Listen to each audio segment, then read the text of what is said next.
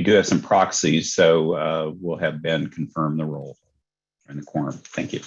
Very good. Thank you very much. A virtual meeting of the MAG Management Committee is now called to order.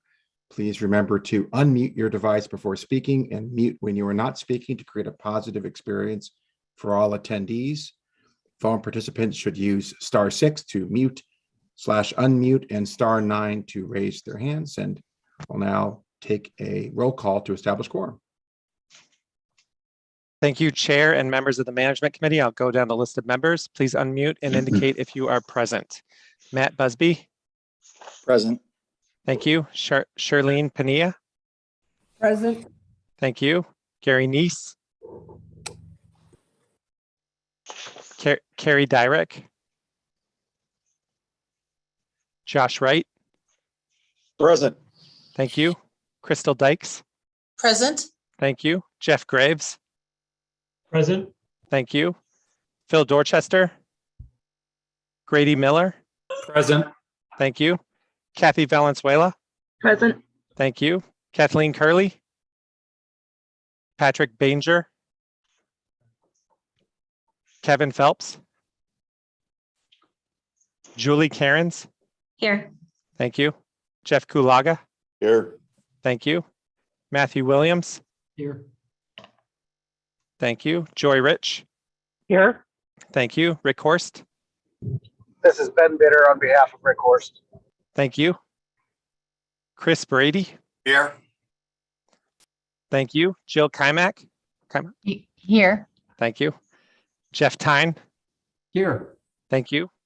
Eric Guidino. Leo Liu. Heather Wilkie. Present. Thank you. Scott Smith. Present. Thank you. Jennifer Jack. Present. Thank you. Jim Thompson. Brent Stockwell here for Jim Thompson. Thank you. Tracy Montgomery. Tracy Montgomery present. Thank you. Reyes Medrano. Chief Brown. Gene Blackman. John Helikowski. And our chair is here. Is there anyone that I missed? Thank you. We have quorum. Thank you very much. Our next item is called to the audience. Members of the public were asked to submit written comments related to this meeting through the MAG website. Comments may be sent at any time leading up to the meeting, but must be received at least 1 hour prior to the posted start time for the meeting. Did we receive any comment cards?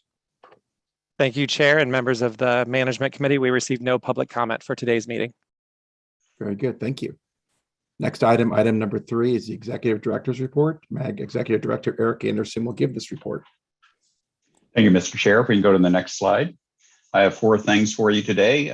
First, we released our first MAG Matters video. This was an interview that I did with Chris Camacho, President and CEO of GPEC, talking about the importance of transportation to our economic development efforts here.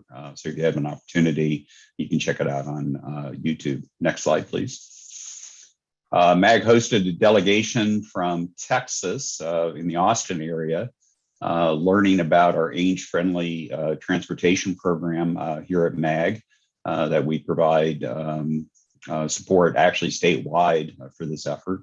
I want to thank Mayor Weiss publicly for his participation in the visit. Did a great job in welcoming the group here to the Phoenix area. Go to the next slide. You'll see a few photos from that event.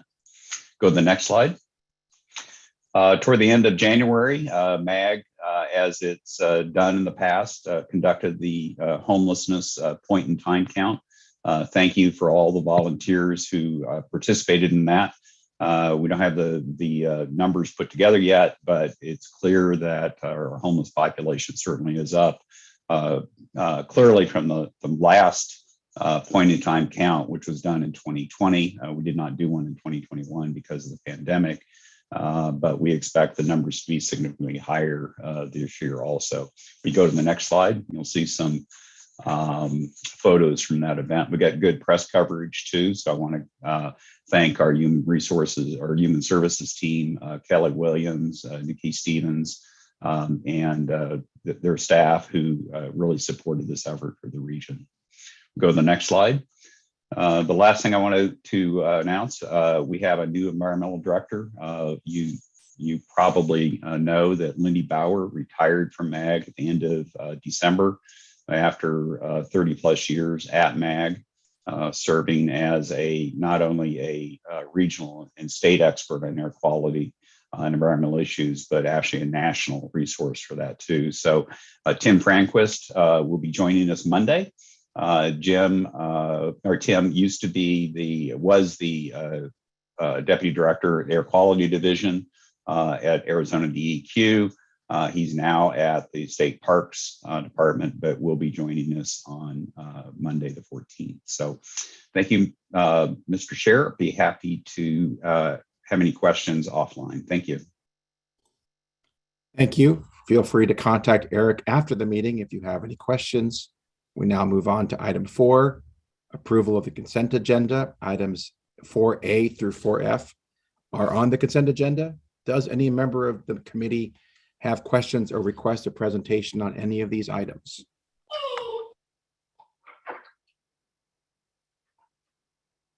Hearing none, do we have a motion to approve?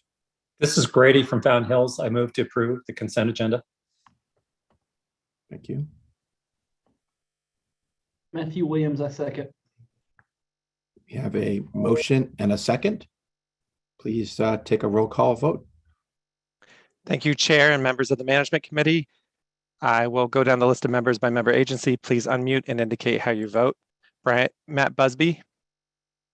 Aye. Thank you. Shirlene Pania. Aye. Thank you. Josh Wright.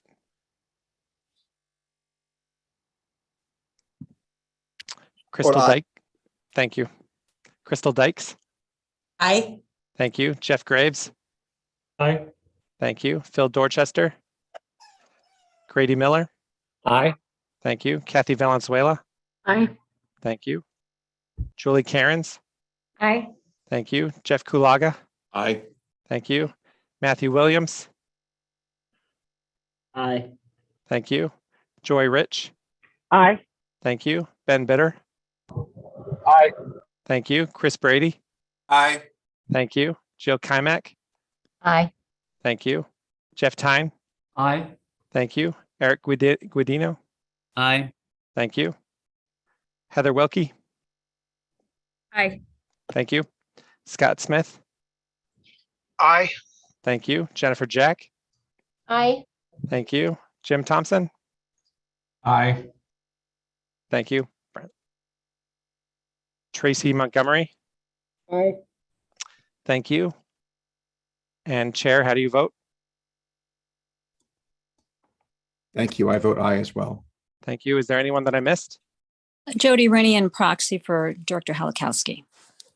Aye. Thank you. Thank you. Patrick Banger Gilbert, aye. Thank you. Thank you. The motion carries unanimously.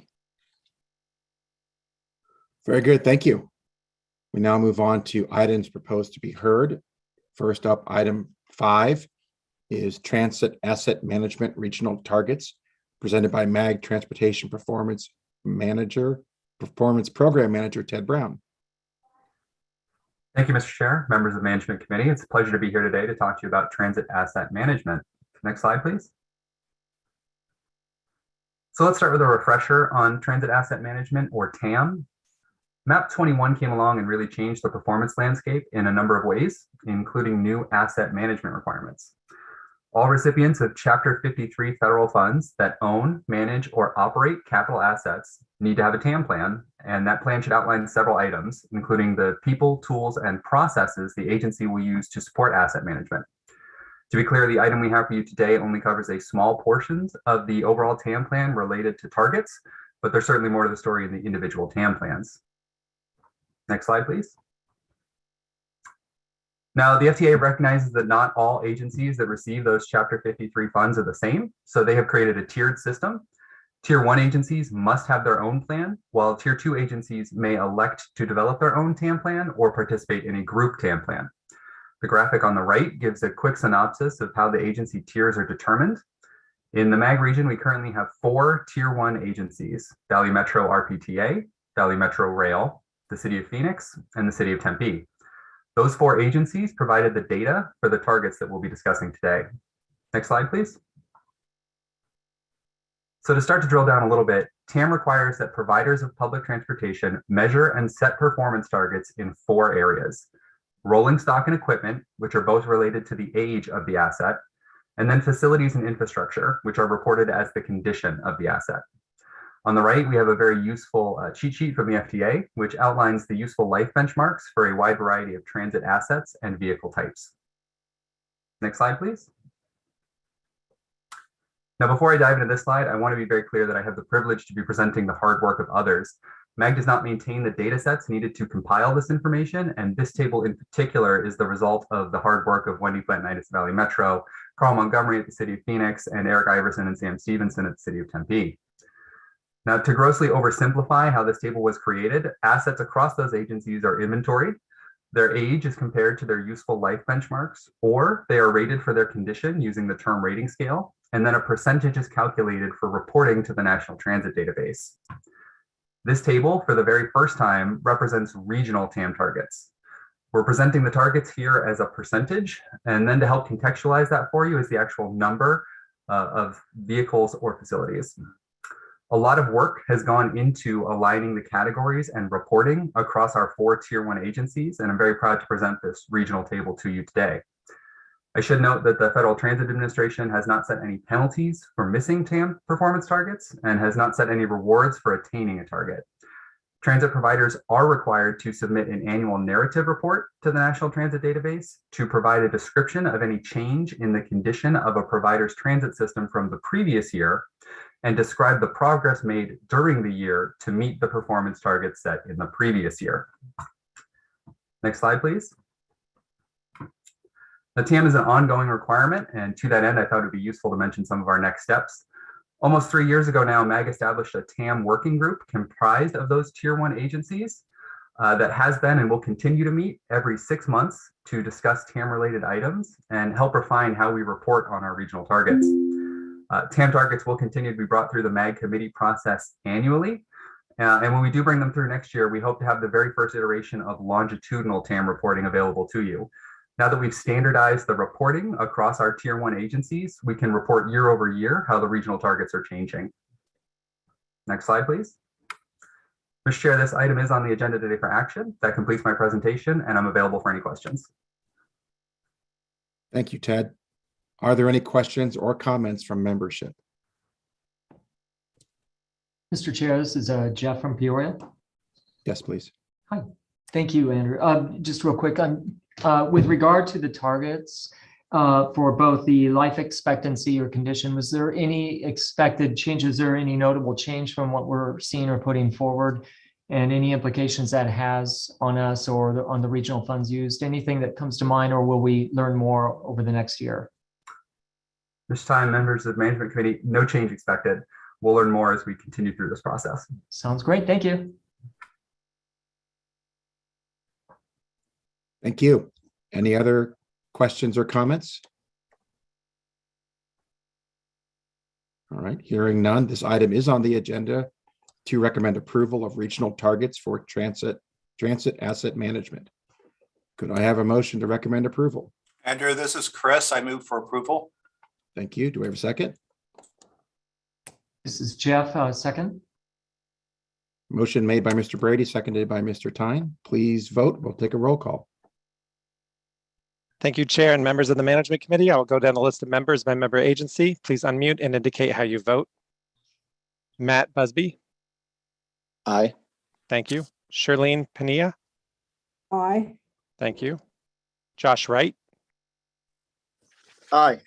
Thank you. Crystal Dykes. Aye. Thank you. Jeff Graves. Aye. Thank you. Grady Miller. Aye. Thank you. Kathy Valenzuela. Aye. Thank you. Patrick Banger. Aye.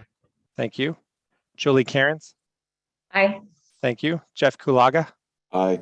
Thank you. Matthew Williams. Aye. Thank you. Joy Rich. Aye. Thank you. Ben Bitter. Aye. Thank you. Chris Brady. Aye. Thank you. Jill Kymack. Aye. Thank you. Jeff Tyne. Aye. Thank you. Eric Guidino. Aye. Thank you. Heather Wilkie. Aye. Thank you. Scott Smith. Aye. Thank you. Jennifer Jack. Aye. Thank you. Brent Stockwell. Aye. Thank you. Tracy Montgomery. Aye. Thank you. Jody Rooney. Aye. Thank you. And Mr. Chair, how do you vote? Vote aye. Thank you. Is there anyone that I missed? Thank you. The motion carries unanimously. Thank you. We close item 5 and move to item 6, which is the second project deferral and project scope modification request.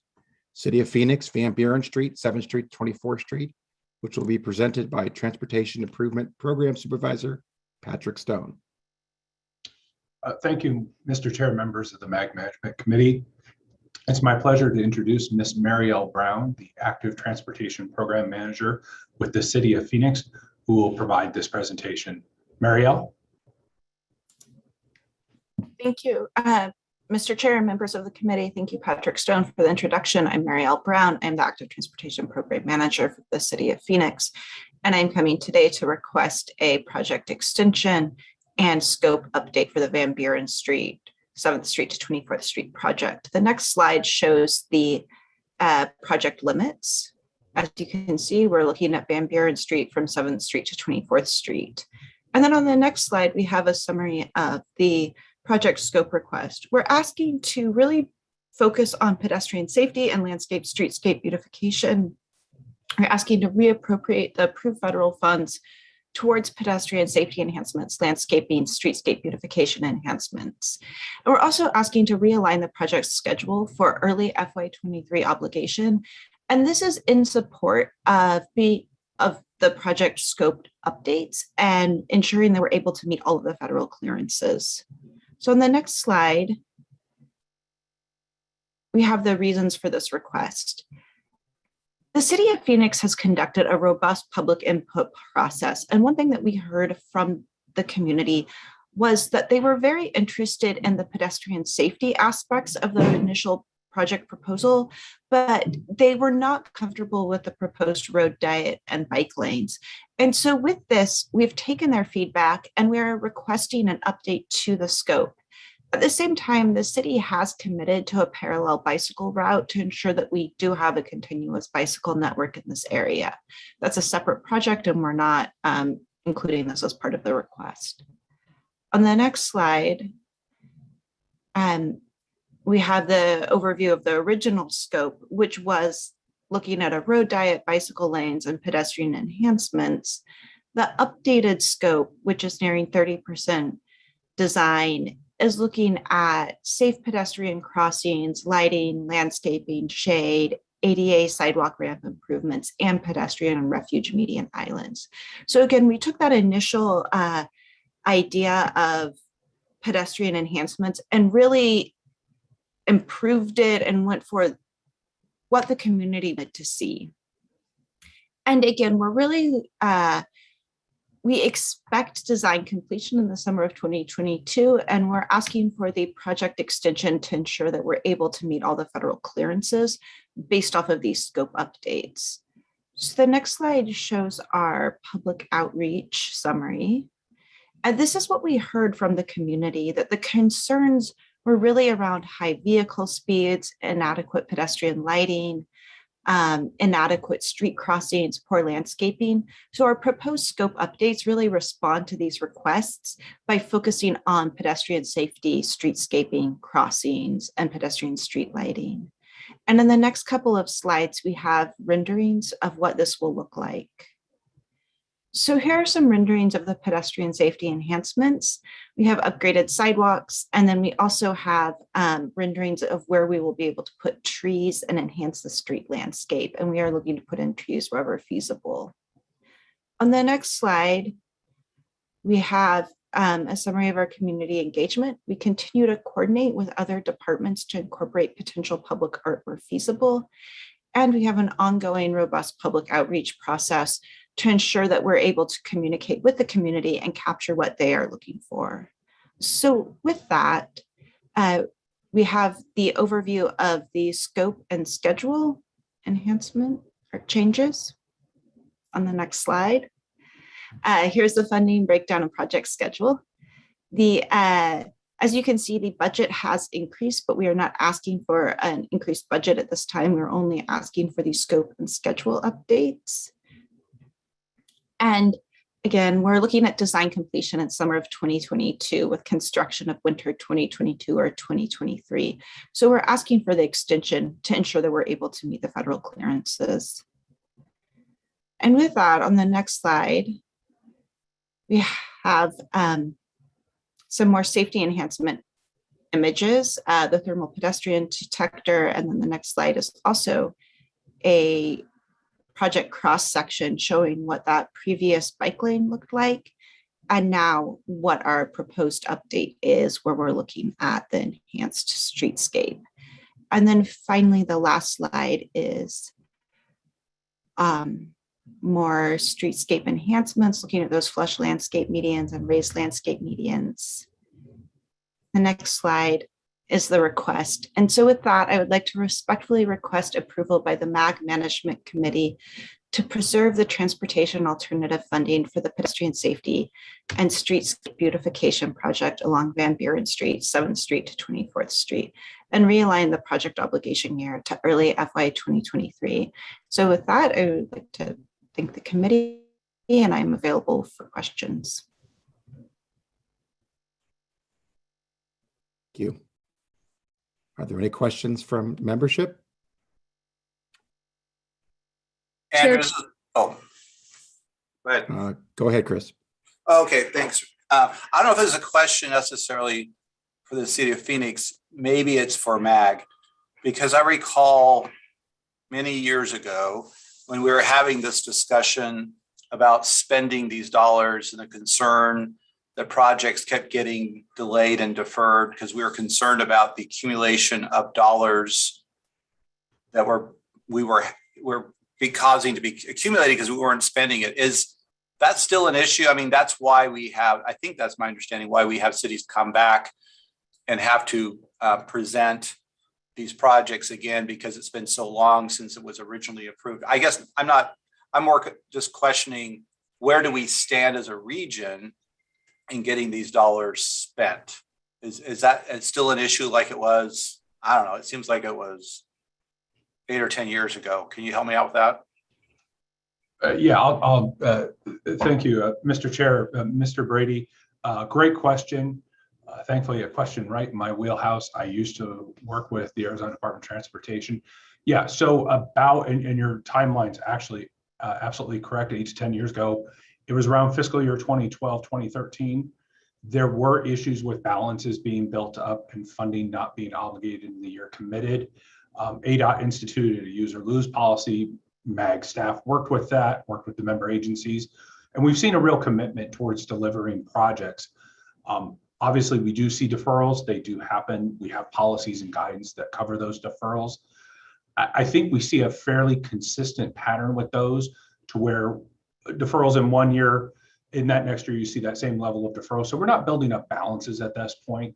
So I think we're in a pretty good shape overall. And we do, MAG staff actually checks that monthly, reviewing our balances and seeing where we're at, just to ensure that we don't start building up funding, or that we cannot use funding in the year that it's been programmed. Okay, that was it, because I think really that's what it comes down to. We've just got to make sure and there could be a variety of reasons why projects get delayed, but we have to spend the money, and I just want to make sure we weren't at risk. It sounds like things have been working out pretty well since then. So appreciate the update. Thank you. Thank you, Mr. Chair. Thank you. Any other questions or comments? Mr. Chair, this is Jody Rooney from ADOT. Yes, please. Thank you. Patrick Stone is correct in the use or lose situation. We certainly want to protect the federal aid program here in the state of Arizona. So my question on this is, am I fully understanding that this change was based on the public input? Was there something new that came forward afterward? Could you help me with that, please?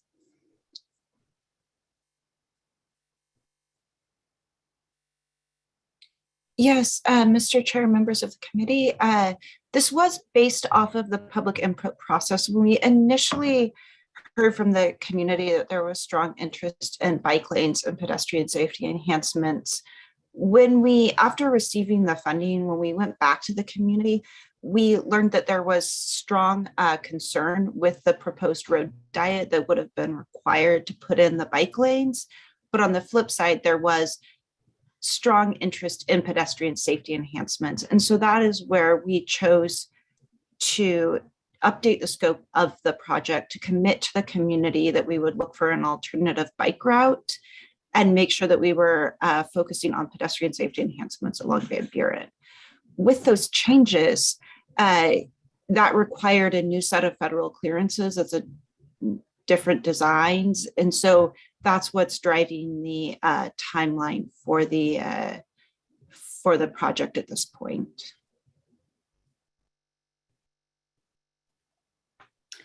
Thank you. I appreciate that. Thank you, Chair. Thank you. Any further questions or comments? Yeah, Chair, this is Brent Stockwell from Scottsdale. I know a number of the cities have spent a lot of time on the green infrastructure, low impact development standards, and I was just wondering if Phoenix was incorporating this in that project at all. I hadn't seen it in the presentation. Thank you. Thank you, Mr. Chair, members of the committee. We are not able to incorporate green infrastructure and LAD into this project, although we continue to look for other opportunities to incorporate it. Thank you. Thank you.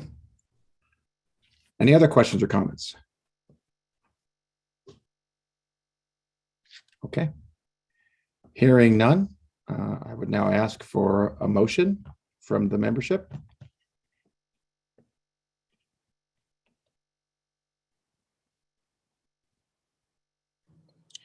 This is Josh Wright and Chandler. I'll make that motion.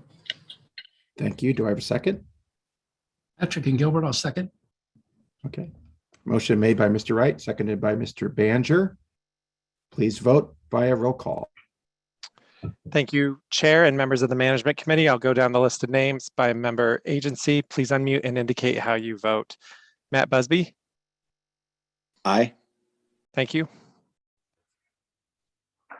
Shirlene Pania. Aye. Thank you. Josh Wright. Aye. Thank you. Crystal Dykes. Aye. Thank you. Jeff Graves. Aye. Thank you. Grady Miller. Aye. Thank you. Kathy Valenzuela. Aye. Thank you. Patrick Banger. Aye. Thank you. Julie Cairns. Jeff Kulaga. Aye. Thank you. Matthew Williams. Aye. Thank you. Joy Rich. Aye. Thank you. Ben Bitter. Aye. Thank you. Chris Brady. Aye. Thank you. Jill Kymack. Aye. Thank you. Jeff Tyne. Aye. Thank you. Eric Gudino. Aye. Thank you. Heather Wilkie. Aye. Thank you. Scott Smith. Aye. Thank you. Jennifer Jack. Aye. Thank you. Brent Stockwell. Aye. Thank you. Tracy Montgomery.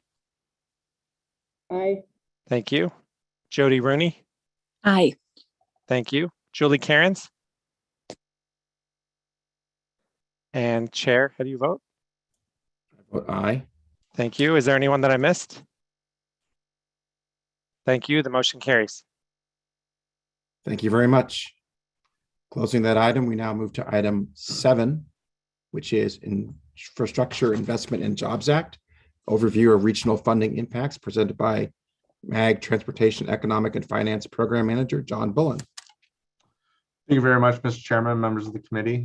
Very happy to be here to join you today. I am joined again by Patrick Stone, who is our expert in all things federal funding, to talk about the Infrastructure Investment and Jobs Act, also known by its acronym IIJA. Another name that you will hear for it is the Bipartisan Infrastructure Law, or BIL. Next slide, please. So as we talk about transportation funding sources, we've spent a lot of the time, particularly over the last few months, really emphasizing the half-cent sales tax. Of course, that's one component, one very important component to our overall portfolio.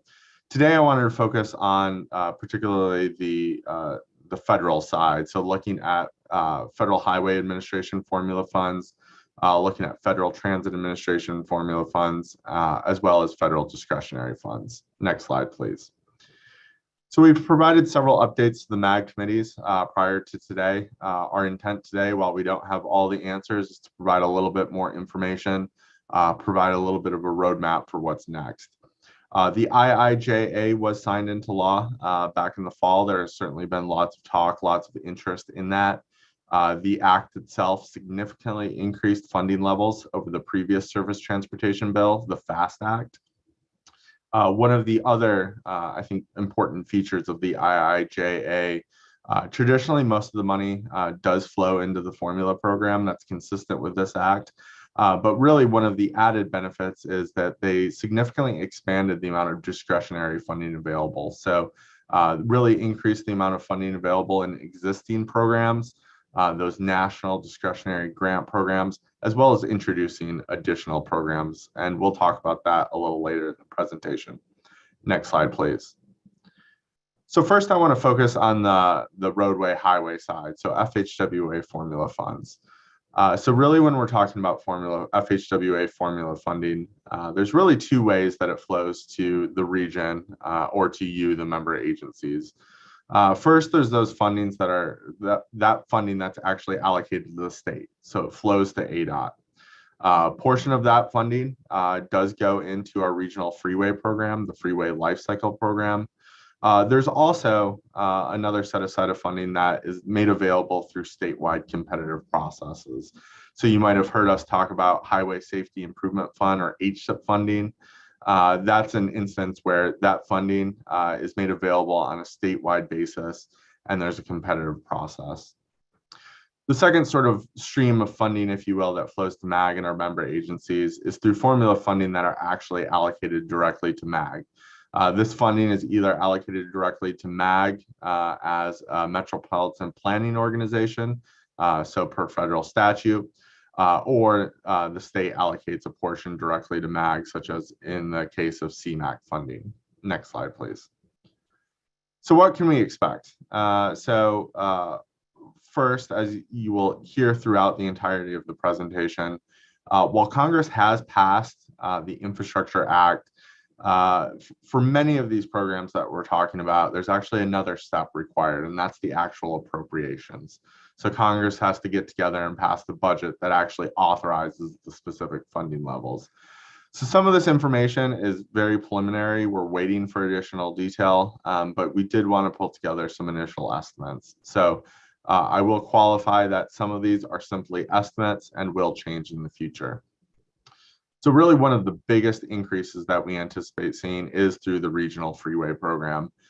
Based on our preliminary calculations, we are expecting between a $40 and a $50 million increase per year. So fairly significant, although again, we're waiting for additional detail from ADOT and the feds. We are also anticipating an increase in the amount of funding that would be available for statewide competitive process. So as I had mentioned earlier, safety funding, HSIP, we anticipate will increase. Off-system bridge program, you've heard a lot of talk about that recently. Anticipate that increasing. There's also a number of new programs that the legislation sets aside. We don't know what those programs are or specifically how they'll be implemented at what funding level. So we are awaiting additional detail, but what did want to list those out, specifically the electric vehicle charging infrastructure. We've gotten a number of questions on that. I think folks around the region are very eager to move forward to pursue that funding. We are still awaiting guidance from the federal government, and then we'll also need to have conversations with ADOT about how the state anticipates operating that source. So did want to put that on your radar. Certainly, as we get more information, we will bring it back, provide that to you and your staffs. Next slide, please. In terms of the actual impact of the funding that flows to MAG, so just a couple of the funding sources that we talked about, and we've talked about this at length during the development of our new RTP and the Prop 400 extension, but funding like Surface Transportation Block Grant Program, CMAQ funding, Transportation Alternatives funding, which is used for active transportation. We are anticipating an increase over previously estimated funding levels. Currently, we're projecting that to be in the $8 and $10 million range. So not a small amount, and certainly something to take into consideration. We will have a new program. We will have to figure out what those parameters are, what projects are eligible, how a competitive call will be facilitated, and that's the carbon reduction program. So we're currently estimating that at $9 million. Again, we are waiting for their guidance from the feds. And then certainly we'll bring that back and work on developing policy parameters around that program and figuring out how we can get some of that money programmed. Next slide, please. Then looking on the FTA side, whereas FHWA funding is either allocated to the state or the MAG region as the MPO, FTA funding flows a little differently. It flows to MAG as the MPO, and then is made available in one of our 2 urbanized areas. So the Phoenix Mesa urbanized area, which covers the vast majority of the urbanized area in the region, we are anticipating a fairly significant increase, about $25 million a year above our previous estimates. The Avondale Goodyear, which is a much smaller UZA, we're projecting an increase of about $1.3 million. Did want to take this opportunity to note, we've certainly messaged it to your staff, but did want to make sure that you all were aware. It is anticipated that the Avondale Goodyear UZA will be absorbed into the Phoenix Mesa UZA based on the federal process following the 2020 census. So again, that's part of the new federal rules and regulations that are forthcoming, but that is an anticipated change. We will provide additional detail in a subsequent management committee presentation about what those implications will be. Next slide, please. And then discretionary grants. As I had noted previously in the presentation, the IIJA certainly has increased the amount of funding made available for discretionary grants. It has increased the number of those discretionary grants, certainly consistent with the trend to move towards a more performance-based transportation system. So as these become available, as we get more information, we will share with your staff. Do want to note or qualify, historically, many of these programs have been extraordinarily competitive, very resource intensive. As agencies have pursued discretionary grants, they traditionally bring on consulting help to make very polished applications, put in a lot of staff resources. So just would encourage folks to be very judicious about when and how they pursue federal discretionary grants. Next slide, please. And again, this is just a brief table providing an overview of the different discretionary grants. These are the totals that are made available on a nationwide basis. So emphasize there, we do have additional detail that's provided in your agenda packet too. Next slide, please. So what are our next steps? So as I had mentioned, we are eagerly awaiting the appropriations bill. Right now, we're just estimating funding levels. A lot of these are anticipated impacts, but really until the appropriation bill gets approved, we don't know where that's going to fall. We also need to await additional federal guidance. A number of these new programs will need to know what the parameters are, what the focal points is, and then we can start developing regional programs. But looking at some of the funding we do anticipate flowing to the region, freeway, again, that's where we are anticipating a fairly significant increase in the short term. Just want to emphasize, this really underscores the need for enabling legislation. We've been messaging, working with our legislators, messaging the need to get out, get the extension approved in 2022.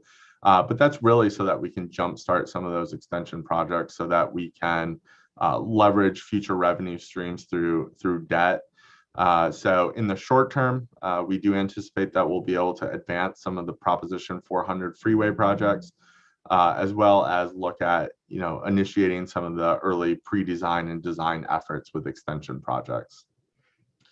In terms of the money flowing to MAG, we are also looking at, whether or not we can accelerate certain elements of the regional investment plan. I think a good example is our arterial rehabilitation and arterial widening programs. Those are set to be funded, at least in part, with federal funds.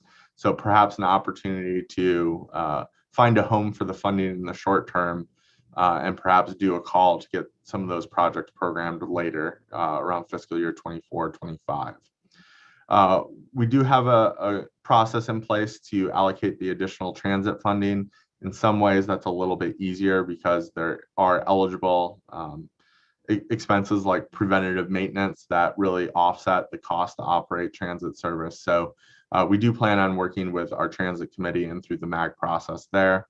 And then certainly we'll be following closely new federal guidance as it relates to some of this new federal formula funding, such as for EV charging, and we'll bring that back as soon as we have additional detail. Next slide, please. So with that, Mr. Chairman, that completes my presentation, and I would be happy to answer any questions. Thank you, John. Are there any questions from membership?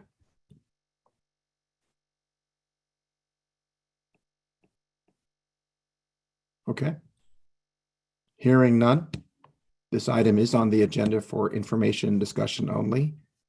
So we will close item 7. Thank you again, John, and move to item number 8, which is a legislative update. MAG Policy and Government Relations Director Nathan Pryor will give this report.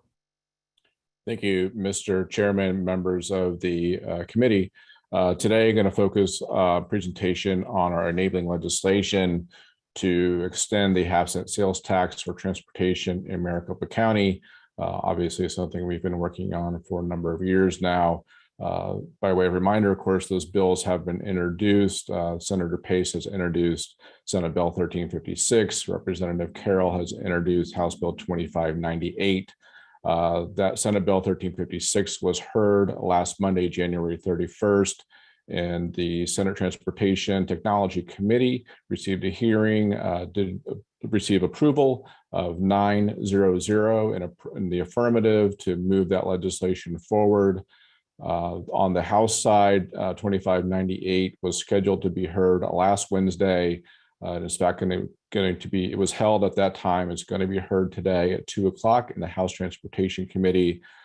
Some of this was, of course, conversations around voices from stakeholders, trying to clarify a lot of points. I'm going to come back to that one. However, as you can see on the slide, just recapping what the bills do, extends the tax for 25 years, puts in place a regional strategic infrastructure investment plan, guides funding allocation, allocates 100% of sales tax revenues with guaranteed minimums, prescribes process for major changes, affirms the Transportation Policy Committee's role, and establishes a 14% cap on light rail. As I mentioned, there has been conversations about the bills and also proposed amendments. I've been working with Representative Carroll and Senator Pace and stakeholders in those conversations. So in today's committee hearing, those amendments are prepared to be heard. Some of those really revolve around issues of clarity, defining language a little bit more. An example being providing clarity, more definition to regional programs, what that means, clarifying audit language, clarifying our plan allocations, as well as requiring MAG to consider truck parking. We've heard a lot from the Arizona Trucking Association, so those amendments address their issues, also providing flexibility to change allocations. The amendments as proposed are within the parameters of our approved transportation plan. Also of note, going back to January, the Regional Council meeting, There was a offered for consideration drafting a letter really reaffirming the vote and approval of MAG Regional Council on the plan, the development of the plan. That letter was drafted, signed by Regional Council elected officials. And a copy was provided to members of the Transportation Policy Committee, the Management Committee, and Intergos at that time. Should also note, we continue to work with the business community, very important partners and stakeholders in this effort. We appreciate their ongoing support in these conversations. And of course, thank you to the member agencies for reaching out to your respective legislators. I really appreciate all your support and involvement to date. Mr. Chairman, that completes my presentation. I'm available for any questions. Thank you, Nathan. Questions? Okay, hearing none, we will close item 8 and move to item 9, which is a request for future agenda items. Are there any future agenda item requests from membership?